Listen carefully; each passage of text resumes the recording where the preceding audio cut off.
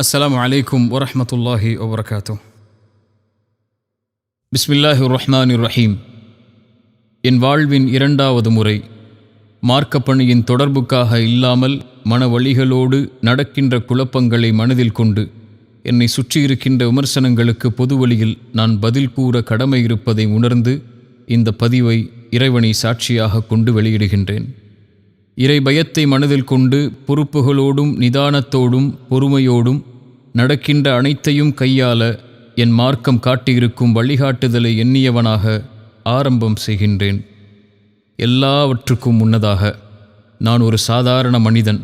எப்படி இறை சோதனைகள் எல்லா மனிதர்களுக்கும் பொதுவானதோ அது போன்று சோதனையிலிருந்து நானும் விதிவிலக்கானவன் இல்லை. ஆம், என் இறைவனால் நான் சோதிக்கப்படுகின்றேன். அதுவும் மனித சதிகளைக் கொண்டும் நட்பின் துரோகங்களைக் கொண்டும் அவதூறுகளைக் கொண்டும் அவமானங்களைக் கொண்டும் மிரட்டல் எச்சரிக்கைகளைக் கொண்டும் இன்னும் பலவாறாக நான் என் இறைவனால் சோதிக்கப்பட்டு கொண்டிருக்கின்றேன்.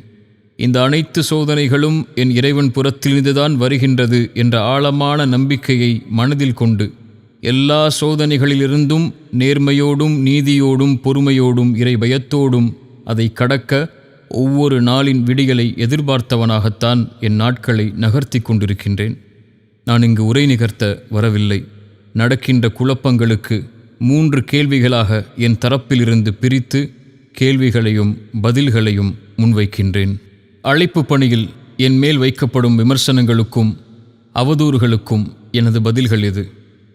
என் மார்க்கத்தின் அழைப்பு பணி 2014ஆம் ஆண்டு முதல் இன்று வரை இறைவன் எனக்கு கொடுத்த மார்க்கத்தின் கல்வியை நான் என்னை மாற்றிக்கொள்ள, மறுமையின் விதைகளை நான் அறுவடை செய்ய இறைவனுக்காக மட்டும் நான் அமைத்து கொண்ட பாதை இது.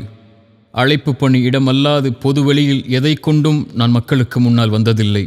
மார்க்க நிகழ்ச்சிகளுக்காக இல்லாமல் வேறெங்கிலும் நான் பொதுவெளியில் கலந்து கொண்டதும் இல்லை. இதுவரை நான் ஏதாவது ஒரு தனிப்பட்ட இயக்கத்திற்காக, கொடிக்காக, தனிப்பட்ட கொள்கைகளுக்காக இந்த அழைப்பு பணியில் செயல்பட்டிருக்கின்றேனா? ஏதாவது பொருளாதார உதவிக்காக, பணத்தை தர்மத்தை வசூல் செய்வதற்காக ஏதாவது மேடையில் ஏறி அழைப்பு கொடுத்திருக்கின்றேனா? ஏதாவது நிகழ்ச்சிக்கு சென்று பணம் கேட்டு, பொருளாதார உதவி கேட்டு நிகழ்ச்சி ஏற்பாட்டாளர்களிடம் முறையிட்டிருக்கின்றேனா? இறை உதவியால் 500 மேடைகளுக்கு மேல் இறை மார்க்கத்தை முழங்கிய நான் எங்காவது பணம் பெற்று அழைப்பு பணி செய்திருக்கின்றேனா? வாகன செலவு, தங்கும் செலவு என்று எதற்காவது யாரிடமாவது பணம் பெற்றிருக்கின்றேனா? அழைப்பு பணியின் வீடியோக்களை யூடியூப் சோஷியல் மீடியாக்களில் பதிவு செய்து அதன் மூலமாக ₹1 நான் பெற்றிருப்பேனா? என் அழைப்பு பணியில் இதுவரையிலும் எல்லா செலவுகளையும் இறைவன் எனக்கு வழங்கிய பொருளாதாரத்திலிருந்து மறுமையின் நலனை நாடி மனிதர்களிடம் எதையும் எதிர்பார்க்காமல் என் இளமையை, என் நேரங்களை, என் பொருளாதாரத்தை இறைவன் ஒருவனுக்காக செலவு செய்தவன் நான். அதை என் இறைவன் நன்கறிந்தவன். இதை அறிந்திருந்தும் அழைப்பு பணியை வைத்து பணம் சம்பாதிப்பவன், அழைப்பு பணியின் முகத்தை வைத்து பணத்தை பெற்று வியாபாரம் செய்பவன் என்று எவரேனும் கூறினால் இறைவனின் நீதிமன்றத்தை அஞ்சிக் கொள்ளுங்கள். உங்கள் நாவுகள் உங்களுக்கு எதிராக சாட்சி சொல்லும் நாளை பயந்து கொள்ளுங்கள். இந்த விமர்சனத்தை 12 ஆண்டுகள் நான் எதிர்கொள்கிறேன். அன்றும் எனக்கு கொடுக்கப்பட்ட எச்சரிக்கை, இன்றும் எனக்கு கொடுக்கப்படுகின்ற ஓர் எச்சரிக்கை: அழைப்பு பணியை விடு. உனக்கெல்லாம் அதற்கு என்ன தகுதி இருக்கிறது? உன்னை எதிர்ப்பதை, விமர்சிப்பதை அப்போதுதான் நாங்கள் நிறுத்துவோம். உனக்கு எதிராக சூழ்ச்சி செய்வதை விடுவோம் என்பதுதான் இத்தனை ஆண்டுகளில் நான் பெற்ற எதிர்ப்பின் வார்த்தைகள். எத்தனை பொறாமைகள், எத்தனை காழ்ப்புணர்ச்சிகள்! இறைமுகத்தை நாடி நான் செய்யப்பட வேண்டிய இந்த பணியில் எத்தனை எதிர்ப்புகளையும் மனித துரோகங்களையும் நான் கண்டிருக்கின்றேன். எத்தனை நாடுகளில் என்னை முடக்கினார்கள், எத்தனை மேடைகளில் என்னை தடுத்தார்கள். அழைப்பாளர்கள் என்று சொல்லக்கூடிய சிலர் அவரவர்களின் வன்மங்களை என் மீது கொட்டி தீர்த்து என் தனி பொது வாழ்க்கையை எச்சரித்து விமர்சித்திருக்கின்றார்கள்.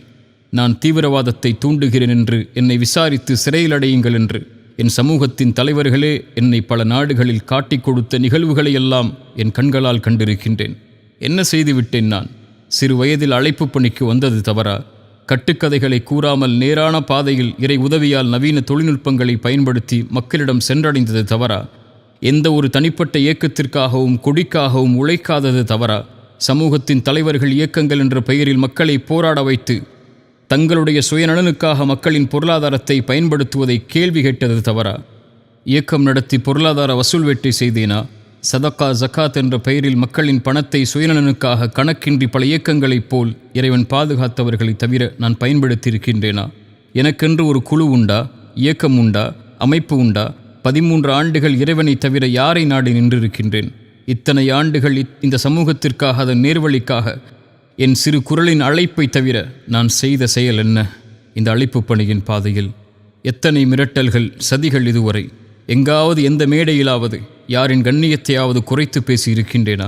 எந்த இயக்கத்தையாவது தனிப்பட்ட முறையில் சாடி இருக்கின்றேனா? யாரின் புகழுக்காகவோ இகழுக்காகவோ உழைத்திருக்கின்றேனா? எங்காவது மார்க்க மேடைகளை என் சுயநலனுக்காக பயன்படுத்தியிருக்கின்றேனா? இப்படி இறைவனுக்காக, இறைவனுடைய முகத்தை நாடி செயல்பட்ட எனக்கு ஏன் இத்தனை விமர்சனங்கள் இந்த அழைப்பு பணியில் மட்டும்? இது என் இறைவனால் வழங்கப்பட்ட பாதை. இதில் மிரட்டல், அவதூறுகள், எச்சரிக்கைகள் எதை கொண்டும் என்னை தடுத்து விடலாம் என்று யாராவது நினைத்தால், என் இறைவன் என்னோடு இருக்கும் வரை, என் உயிர் என்னோடு இருக்கும் வரை அது நடக்காது. எவரும் என்னை தடுத்து விடவும் முடியாது. என் இறைவனுக்காக இந்த குரல் என் இறுதி மூச்சு வரை ஒலித்து கொண்டே இருக்கும். என் இறைவன் அதற்கு துணை நிற்பான். இதில் புகழ், கண்ணியம், அங்கீகாரம், மக்கள் கூட்டம், மக்களின் ஈர்ப்பு, மக்களுடைய எதிர்ப்பு, பொருளாதாரம் என எதுவும் எனக்கு தேவையில்லை, என் இறைவனின் அங்கீகாரத்தை தவிர. இரண்டாவது என் மீது வீசப்படும் விமர்சனம் என் தனிப்பட்ட குடும்ப வாழ்வை பற்றி. குடும்ப வாழ்க்கை என்பது பொதுவெளியில் பேசப்பட வேண்டிய அம்சமில்லை. நியாயங்களை மக்களிடம் முன்வைத்து கேட்பதற்கு இது ஒரு சமூக பிரச்சனையும் இல்லை. நாகரிகமற்று மற்றவர்களின் குடும்ப வாழ்க்கையை பொதுத்தளத்தில் விமர்சிக்கும் எந்த தகுதியும் இந்த சமூகத்தில் எவருக்கும் இல்லை. அவரவரின் குடும்ப வாழ்வின் நிகழ்வுகளை அவரவர் சார்ந்து விட்டுவிட்டு மார்க்க அடிப்படையில் தீர்வை காண்பதுதான் முறையை தவிர, ஒருவரை இழிவுபடுத்த இயக்கம் என்ற பெயரில் கட்ட பஞ்சாயத்து செய்து நடுத்தெருவில் நிற்க வைத்து அவமானப்படுத்துவதோ, வன்கொடுமை என்று ஒருவர் மீது மாபெரும் பழியை போடுவதோ வழிமுறை அல்ல. எந்த தூதரும் இதற்கு இவர்களுக்கு வழிகாட்டவில்லை. இன்னும் நான் இதில் பட்ட அநீதத்தை இந்த இடத்தில் எடுத்து கூறினால் பலரின் கண்ணியத்தை பற்றிய நாவுகள் பேச நேரிடும் என்பதைக் கண்டு இறைவன் மீது பயம் கொண்டு விலகிக் கொள்கிறேன். அவரவரின் வாழ்க்கையை, அதை சார்ந்திருக்கும் அம்சங்களை அவரவர்களோடு விட்டுவிடுங்கள். உங்களுடைய குடும்ப வாழ்வை எப்படி பொதுத்தளத்தில் விமர்சிப்பதை யாரும் விரும்ப மாட்டீர்களோ, அதுபோன்று என் குடும்ப வாழ்வை பொதுத்தளத்தில் விமர்சிப்பதை நானும் விரும்பவில்லை. இதில் நான் இறைவனை பயந்து கொள்கிறேன். இதில் நான் எவருக்கும் அநீதம் செய்பவன் இல்லை. என் இறைவன் என் செயல்களின் நேர்மையைக் கொண்டு இது போன்ற குழப்பங்களிலிருந்து என்னை பாதுகாக்க போதுமானவன்.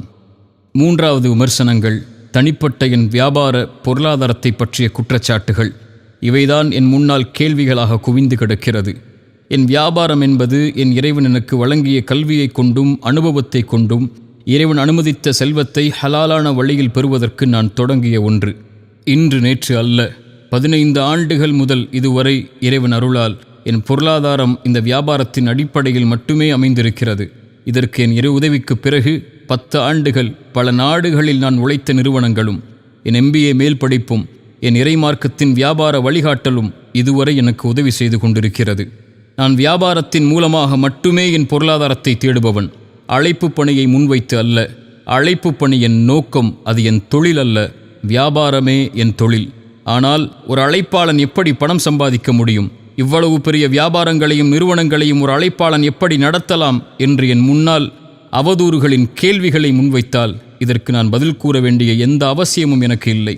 நான் செய்யும் வியாபாரத்தின் நோக்கமே சுய ஒழுக்கத்தோடு வியாபாரம் செய்து செல்வத்தை ஹலாலான வழியில் சம்பாதித்து என் அழைப்பு பணியில் நான் சுதந்திரமாக இறைமுகத்தை நாடி செயல்பட வேண்டும் என்ற நோக்கத்தை தவிர வேறெதுவும் இல்லை என்பதை என் இறைவன் நன்கறிந்தவன். 15 ஆண்டுகளில் எத்தனையோ ஏற்றிறக்கங்களை இந்த வியாபாரத்தில் கண்ட நான், நஷ்டலாபங்களை கண்ட நான், இன்று வரை இந்த வியாபாரத்தை பேணி பாதுகாத்து நடத்தி வந்த போதிலும் இத்தனை ஆண்டுகள் இல்லாமல் என் தனிமனித பொருளாதார வாழ்க்கையின் அம்சங்கள் இன்று ஏன் பொது வழியில் விமர்சிக்கப்படுகிறது?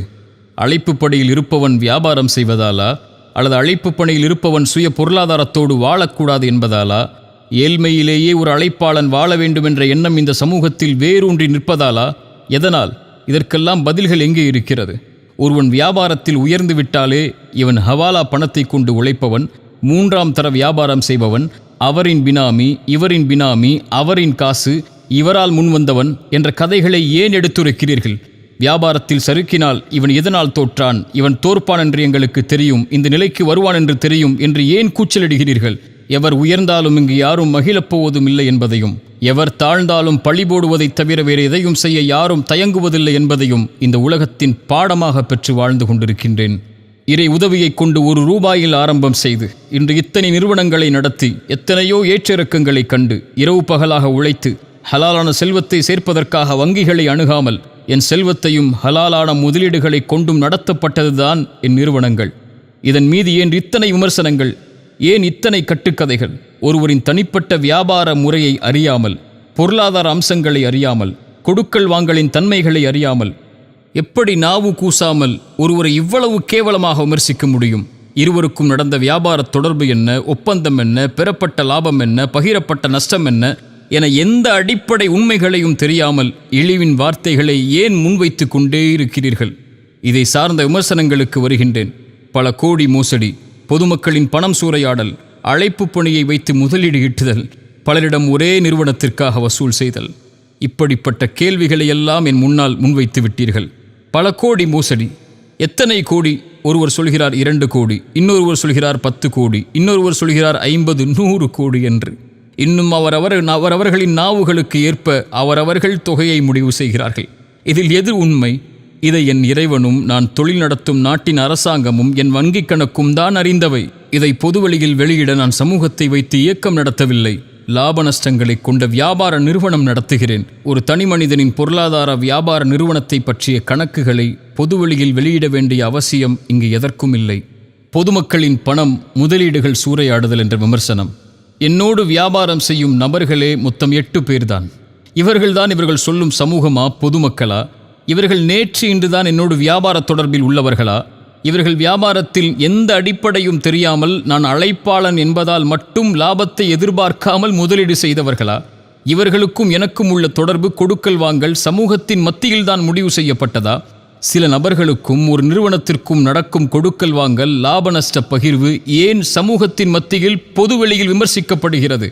சமூகத்தில் உள்ள எல்லா வியாபாரிகளின் வியாபார தொடர்பும் கொடுக்கல் வாங்கலும் இப்படித்தான் பொதுவெளியில் விமர்சிக்கப்படுமா? யாராவது இதை ஏற்றுக்கொள்வார்களா? ஒரு அழைப்பாளன் பொதுவெளியில் இருக்கிறான் என்பதற்காக அவனுடைய தனிப்பட்ட பொருளாதார கணக்குகள் பொதுவெளியில் பகிரப்பட வேண்டும் என்பதுதான் நீதியா?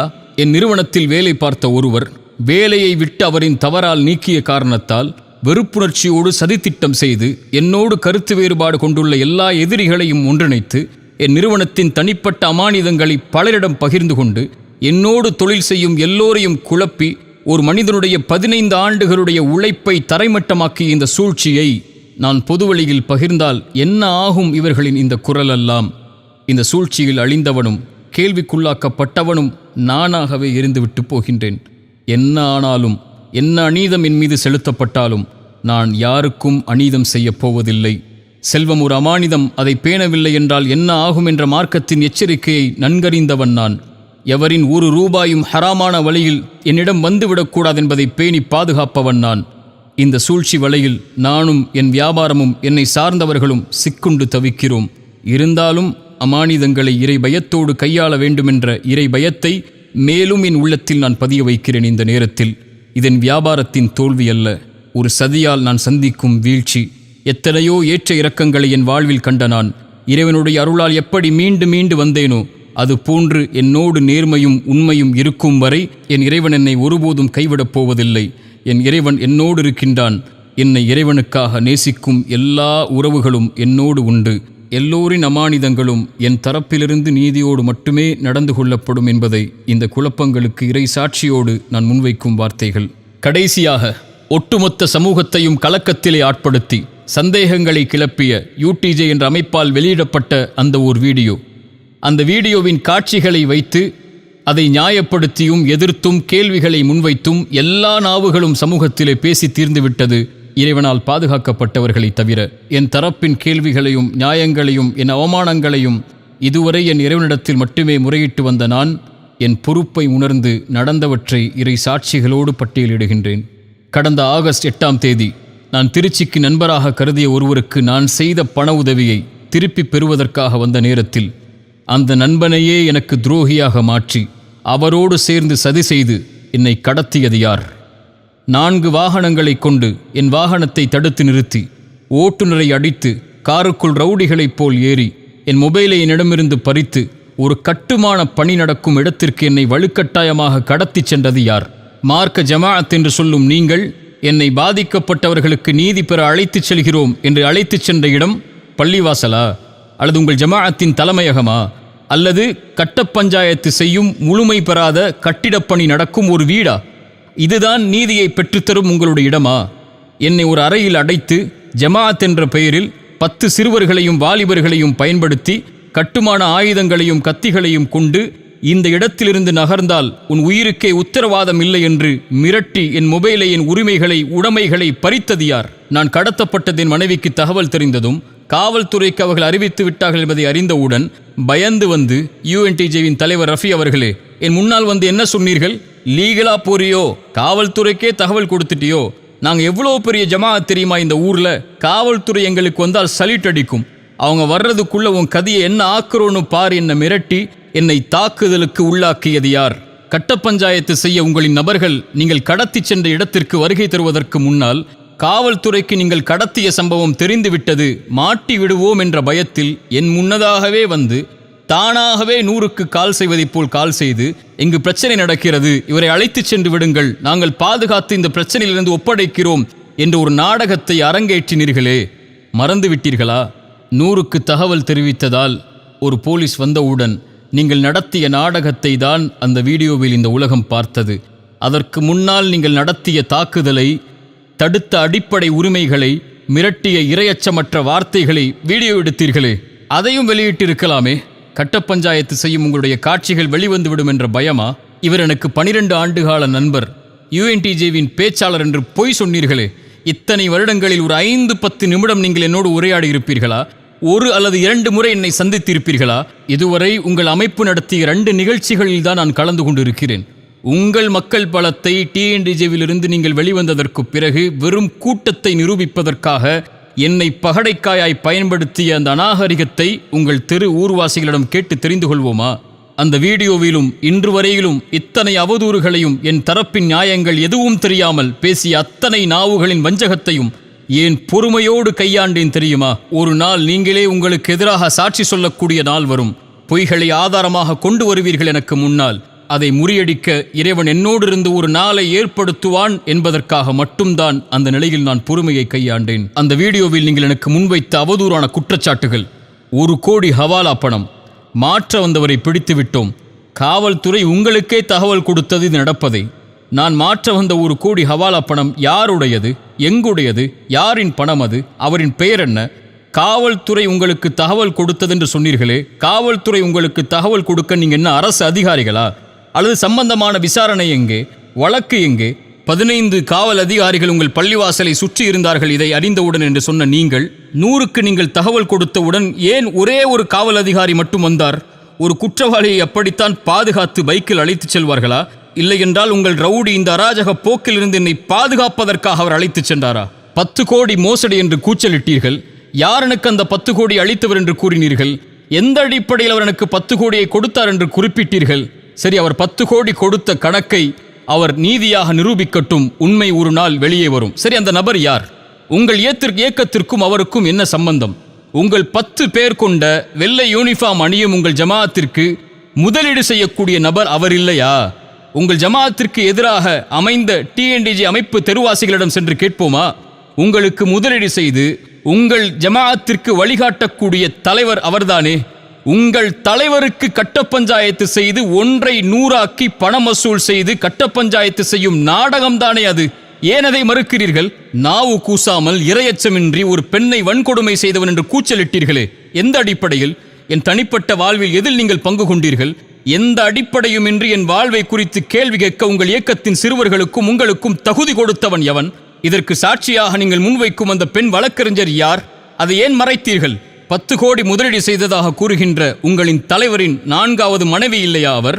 பொருளாதார மோசடிக்கு கணவரும் பெண் குற்றச்சாட்டுக்கு அவருடைய மனைவியும் இவர்களின் 10 பேரின் இயக்கம் ஒரு தனி மனிதனுக்கு எதிராக இப்படி படுகேவலமான அவதூறுகளையும் பொய்களையும் பொது சமூகத்தின் மத்தியிலே கட்டவிழ்த்து விட முடியும்? கடத்தல் மற்றும் காணவில்லை புகார் தங்கள் மீது இருப்பதை தெரிந்தவுடன் காவல்துறை தோலுரித்து விடும் என்பதை பயந்து தப்பித்து ஓடி எப்படியாவது பழியை போட்டு பகல் முதல் இரவு வரை பொய் சாட்சிகளை கொண்டு புகார் அளித்து எப்படியாவது இவனை சிறையில் அடைக்க வேண்டும் என்று முயற்சித்தீர்களே, கூச்சலிட்டீர்களே. உங்கள் கூச்சலை பார்த்து, உங்கள் வெள்ளையாடை இயக்கத்தை பார்த்து காவல்துறை அதிகாரிகள் சொன்ன வார்த்தைகளை நான் இங்கே கூறினால் என்ன ஆகும் உங்கள் ஜமாஅத்தின் நிலைமை? என்னை குற்றவாளி என்றீர்கள். அப்படி என்றால் உங்கள் இயக்கம் எந்த தொந்தரவும் கொடுக்க மாட்டோம், இவரின் பாதுகாப்பை உறுதி செய்வோம் என்று தலைதொங்க காவல் நிலையத்தில் நீங்களும் உங்கள் தலைவரும் எழுதி கொடுத்தீர்களே, அந்த நகலை நான் வெளியிட வேண்டுமா? காவல்துறை கைது என்று தலைப்பை வெளியிட்டீர்கள். அப்படி என்றால் என் பாதுகாப்பை உறுதி செய்ய, உங்கள் அராஜக போக்கிலிருந்து என்னை பாதுகாக்க என்னுடைய அறை வரை காவல்துறை வாகனங்கள் என்னை பாதுகாக்க வந்தது எதற்கு? துரோகத்தை கொண்டு என்னை வீழ்த்த நினைத்தீர்கள், கடத்தினீர்கள், தாக்குனீர்கள், ஆயுதத்தை கொண்டு மிரட்டினீர்கள், என் உடைமைகளை பறித்தீர்கள். அன்றாட தேவைக்கு நான் செல்வதை கூட கதவை திறந்து செல் என்று நாவு கூசாமல் அதிகாரம் செய்தீர்கள். 3 மணி நேரம் உணவில்லாமல் சிறுவர்களை கொண்டும் வாலிபர்களை கொண்டும் என்னை தாக்கி ஒரே இடத்தில் உட்கார வைத்தீர்கள். இதுதான் உங்களுடைய இஸ்லாமின் நீதியா? இது குறித்து காவல்துறைக்கு நான் அளித்த புகாரையும் மருத்துவ அறிக்கையையும் காயங்களின் புகைப்படத்தையும் வெளியிட்டால் உங்கள் நண்பன் நாடகம் என்னவாகும் என்று தெரிந்து கொள்வோமா? இங்கு தப்பிக்கலாம் உங்கள் அதிகார பணபலத்தை வைத்து. இறைவனின் நீதிமன்றத்தில் அணுவும் நகர முடியாது. என் தரப்பின் நியாயம் வெளிவராது என்ற குருட்டு நம்பிக்கையில் என்னை பற்றி, என் வியாபாரத்தை பற்றி எந்த அறிவும் இல்லாமல் 1 மணி நேர வீடியோவை வெளியிட்டு அவரிடம் பணம், இவரிடம் பணம், இல்லாத ஸ்கூலுக்கு பணம், ஒரே நிறுவனத்தை வைத்து பல முதலீடு என்ற அடிப்படை ஆதாரமற்று இங்கு தேடினோம் அங்கு தேடினோம், தொடர்பு கொள்ள முடியவில்லை என்று பொய் கூறி உங்கள் ஜமாஅத்தின் முதலீட்டாளரையே வேற ஆள் போல் காட்டி, அவரின் 4வது மனைவியையே குடும்ப வழக்கறிஞராக காட்டி பொய்களை அரங்கேற்றி இருக்கிறீர்களே, இதற்குத்தான் இத்தனை நாட்கள் தேவைப்பட்டதா? அவரிடம் பணம், இவரிடம் பணம், இத்தனை முதலீடு என்று 1 வாரமாக என்ன செய்வதென்று தெரியாமல் என்னோடு தொடர்பில் இருந்த எல்லோருடைய பட்டியலையும் வாங்கி, பணம் திருப்பி கொடுக்கப்பட்டவர்களின் பட்டியலையும், லாபங்களை வாங்கி கொண்டு என்னை விட்டு சென்று விட்டவர்களின் பட்டியலையும், எந்த வியாபார அறிவும் இல்லாமல், உடன்படிக்கைகளை பார்க்காமல், 2 தரப்பின் நியாயங்களை பார்க்காமல் ஒருவர் மீது பொருளாதார பழிபோட ஏன் இவ்வளவு போராடுகிறீர்கள்? சரி, என்னை விமர்சித்தீர்கள். சரி, என்னிடத்திலே உங்களுக்கு 1000 முரண்பாடுகள் இருக்கலாம். இதற்கு எல்லளவும் தொடர்பு இல்லாத ஒரு முசல்மாவாகிய என்னுடைய அன்பிற்குரிய மனைவியை ஹலாலான முறையில் திருமணம் செய்து வாழும் ஒரு பெண்ணை நாவு கூசாமல், நாவுகள் பேச தயங்கும் நரம்பில்லாத வார்த்தைகளை வெட்க உணர்வில்லாமல் நடுத்தரவில் வைத்து ஒரு கண்ணியத்திற்குரிய ஒரு பெண்ணை பேச உங்களுக்கு தகுதி கொடுத்தவன் எவன்? உங்கள் குடும்ப பெண்களுக்கு, பிள்ளைகளுக்கு முன்னால் இதே வார்த்தையை பயன்படுத்துவீர்களா? இப்படித்தான் இறை தூதர் உங்களுக்கு வழிகளை கற்றுக் கொடுத்தார்களா? ஒரு முசல்மாவாகிய ஒரு பெண்ணின் கண்ணியத்தை இறக்குவதற்கு உங்களுக்கு எவர் தகுதி கொடுத்தது? என் வீட்டிற்கு ஆள் அனுப்பி என் தந்தை தாயை மிரட்டி ஒரு ஒப்பந்தத்தில் கையெடுத்திடும் வரை வீட்டை விட்டு வெளியேற மாட்டோம் என்று உங்களின் தலைவரின் 4வது மனைவியையும் அடியாட்களையும் வைத்து வற்புறுத்தி கையெழுத்து ஒன்றை வாங்கிச் சென்றீர்களே, மறந்து விட்டீர்களா? அதை மறைத்துவிட்டு பேசுகிறீர்களா? 5 மாதங்களாக என் நிறுவனத்தில் வேலை பார்த்து நாகரிக குறைவால் நீக்கப்பட்ட ஒரு பெண்ணை கையாளாக வைத்துக்கொண்டு மற்ற ஊழியர்களுக்கு பணம் கொடுத்து என் தம்பிகளாக, உறவுகளாக நான் என் சொந்தம் போல் வளர்த்தெடுத்த என் ஊழியர்களை முதுகில் நெஞ்சில் எனக்கே குத்த வைத்து, என் பத்திரங்களை, காசோலைகளை திருட வைத்து, என்னோடு வியாபாரம் செய்யும் எல்லா நபர்களையும் குழப்பி, ஒரு நிறுவனத்தை அல்லாமல் ஒரு தனி மனிதனின் வாழ்க்கையை அழிக்க துடிக்கும் உங்களுக்கு என் இறைவன் எதை கூலியாக கொடுப்பான் என்பதை பொறுத்திருந்து பாருங்கள். உங்களின் அரசியல் பணபலத்தை வைத்து எதையும் நிரூபித்து எனக்கு ஆதரவாக பேசும் எல்லோரையும் திருப்பும் முயற்சியில் கூட நீங்கள் வெற்றி பெற்று விடலாம். இறைவனிடத்தில் எப்படி தப்பிப்பீர்கள்? பொய் புகார்களை கொடுத்து, பொய்யான வழக்குகளை கொண்டு, அரசியல் பணம் விளையாட்டை வைத்துக்கொண்டு உங்கள் கடத்தல் தண்டனையை வேண்டுமானால் இந்த உலகத்திலிருந்து நீங்கள் தடுத்து விடலாம். இறைவனின் நீதிமன்றத்தில் எப்படி நீங்கள் தப்பிப்பீர்கள் என்பதை பயந்து கொள்ளுங்கள், பயந்து கொள்ளுங்கள். இது குறித்த அவதூறுகளில் 10, 50, 100 கோடி என்று எந்த கணக்குகளும் இல்லாமல், நாவின் நரம்பில்லாமல் ஒருவர் மீது பழி போடும் இந்த மிகப்பெரிய பழிச்சொல்லை பயந்து கொள்ளுங்கள், பயந்து கொள்ளுங்கள். ஒருவரின் கண்ணியத்தை அளிப்பதற்காக பெண் பொருளாதார குற்றச்சாட்டை கொடுத்தால் இறைவனால் கொடுக்கப்பட்ட கண்ணியத்தை உங்கள் கரத்தால் பறித்துவிட முடியும் என்ற இறை நம்பிக்கையின் அவாவை பயந்து கொள்ளுங்கள், பயந்து கொள்ளுங்கள். உங்கள் செல்வ ஆசைக்கு உங்கள் நஷ்டங்களை மறைக்க ஒருவரின் மானத்தை அடகு வைக்கும் இந்த முயற்சியை பயந்து கொள்ளுங்கள். இறுதியாக, நான் நேசிக்கும் என் சமூகத்திற்கு ஒரு செய்தியை கேள்விப்பட்டால் எந்த ஆராய்வும் செய்யாமல், 2 தரப்பின் எந்த நியாயங்களையும் அறியாமல், 2 தரப்பின் எந்த வாதங்கள் விவாதங்களையும் அறிந்து கொள்ளாமல் ஒரு தரப்பை நியாயப்படுத்தி இன்னொரு தரப்பை மரணிக்க செய்து விடாதீர்கள்.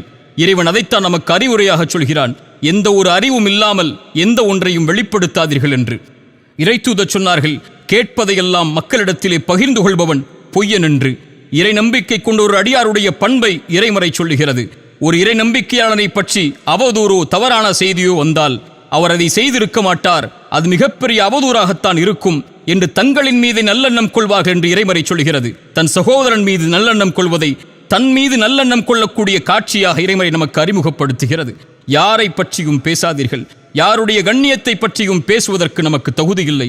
யாரையும் அவமானப்படுத்துவதற்கோ யாரையும் குறை காண்பதற்கோ யாருக்கும் தீர்ப்பளிப்பதற்கோ நாம் உரிமையாளர்கள் அல்ல. எத்தனையோ தீர்ப்புகள் எனக்கு எதிராக அளிக்கப்பட்டு விட்டது. எத்தனையோ என் கண்ணியத்தை இழிகுலைக்கக்கூடிய செயல்களை பலர் இந்த சமூகத்திலே செய்து விட்டார்கள். இறைவனிடத்தில் இவை எல்லாவற்றையும் ஒப்படைக்கிறேன். என் தோழர்களாகிய என்னை நேசிக்கக்கூடிய இறைவனுக்காக என்னோடு இருக்கக்கூடிய சகோதரர்களுக்கு நான் சொல்லக்கூடிய வார்த்தை ஒன்றுதான், எவரை பற்றியும் பேசாதீர்கள், யாருடைய குறைகளையும் வெளிப்படுத்தாதீர்கள். தன் குறைகளை மட்டுமே கண்டதை சீர்படுத்திக் கொள்ளுங்கள். ஒவ்வொருவரும் மனிதர்கள்தான், ஒவ்வொருவரும் தவறு செய்யக்கூடியவர்கள்தான். தவறுகளிலிருந்து தன்னை திருத்தி மீட்டெடுத்துக் கொள்பவர்கள்தான் இறைவனிடத்தில் மேலானவர்கள். அப்படிப்பட்ட சமூகமாகத்தான் நாம் நம்மை வளர்த்திருக்க வேண்டுமே தவிர குறையுடையவர்களையும் தவறு செய்பவர்களையும் விமர்சனத்திற்கு உள்ளாக்கப்பட்டவர்களையும் தீர்ப்பு கொடுத்து அழிப்பது இறை நம்பிக்கையாளனின் குணமல்ல. இறைவன் அதிலிருந்து எம்மை பாதுகாக்கட்டும். இறைவனிடத்தில் பிரார்த்தனை செய்கிறேன், யாரெல்லாம் இந்த அவதூறுகளில் இருந்து விலகியிருந்தார்களோ அவர்களுக்கு இறைவன் கண்ணியத்தை தரட்டும். யாரெல்லாம் அறியாமல் இந்த அவதூறுகளில் சிக்கி தவித்தார்களோ அவர்கள் எல்லோருடைய பாவங்களையும் இறைவன் மன்னிக்கட்டும். கடைசியாக என் போல் சோதிக்கப்படுகின்ற எல்லோர்களுக்கும் நான் சொல்லக்கூடிய வார்த்தை, லா தஹஃப் லா தஹ்சன், கவலை கொள்ளாதீர்கள், பயம் கொள்ளாதீர்கள். எதுவாயினும் இறைவன் நம்மோடு தான் இருக்கின்றான். இதை தவிர இந்த விமர்சனங்களுக்கு நான் எதையும் கூறப்போவதும் இல்லை. இந்த விமர்சனங்களுக்காக எந்த ஒரு வீடியோவையோ ஆடியோவையோ இனிமேல் வெளியிடப் போவதும் இல்லை. யார் தூற்றினாலும் அதை குறித்து கவலை இல்லை, யார் போற்றினாலும் அதை குறித்தும் கவலை இல்லை. எவரின் அங்கீகாரத்தை கொண்டும் இந்த சமூகத்திற்காக நான் உழைக்கவில்லை, என் இறைவனின் அங்கீகாரத்தை தவிர. இறைத்தூதரின் வார்த்தையை எனக்கே முன்வைக்கிறேன். இறைவா, இந்த ஒட்டுமொத்த சமூகமும் என்னை புறக்கணித்தாலும் நீ என்னோடு இருக்கும் வரை எதை குறித்தும் எனக்கு கவலை இல்லை. மேலும் அபூதர்தாவின் வார்த்தைகளை இந்த சமயத்திலே கூறிக்கொள்கிறேன். ஒருவேளை என் மானத்தை உங்களுக்கு முன்னால் கடன் கொடுக்கிறேன். வறுமையின் நாள் வரும், பேசுங்கள், எதை வேண்டுமானாலும் அது நன்மைகளாக திருப்பி வரும் என்ற நம்பிக்கையில் நான் பயணிக்கிறேன். இதை தவிர எந்த ஒரு ஆடியோவோ வீடியோவோ என் சார்பாக இந்த குழப்பங்களுக்கு வெளியிடப்படவில்லை. வெளியிடப்பட்டதாக சொல்லப்படுகின்ற எத்தனையோ ஆடியோக்கள் இதற்கு முன்னதாக பேசப்பட்டவை. இறைவன் எல்லாவற்றையும் நன்கறிந்தவன். எல்லா பிழைகளையும் இறைவன் மன்னிக்கப் போதுமானவன். எல்லா குறைகளையும் மறைக்கப் போதுமானவன். எல்லோர்களுக்கும் இறைவன் நேர்வழி காட்டி எல்லோர்களுடைய செயல்களையும் இறைவன் அங்கீகரிக்கட்டும். அஸ்ஸலாமு அலைக்கும் வரஹ்மத்துல்லாஹி வபரகாத்துஹு.